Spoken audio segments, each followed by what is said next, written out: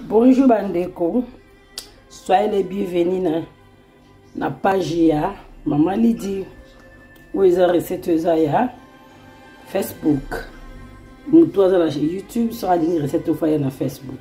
Bandeko le to sala ngolo, to na ngolo na biso, to na ai, to na ndembe, to na bitungulu, tangawizi na kupidi.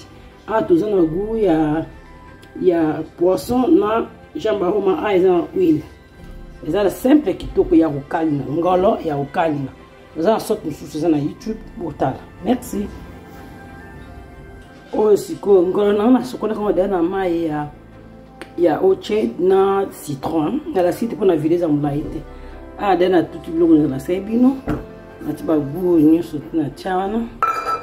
Na che huile ndambo.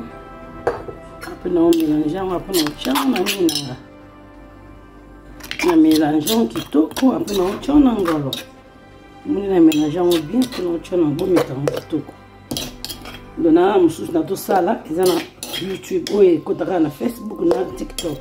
Bata YouTube awa yape awa bini ko lili wana pe kina YouTube. Oh ba.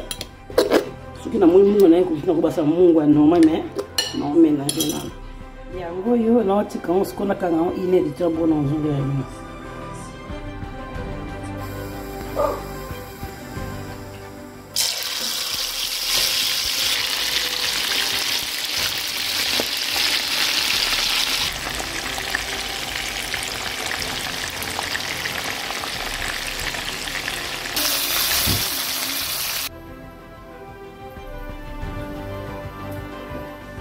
Ngolo nanga ngo ebeli namona to sala mika ngolo ya liboke to ya kotumba bomeka pe ngolo ya kokalinga vraiment kitoko na matungulu likolo vraiment bomeka recette bosi pa kitoko.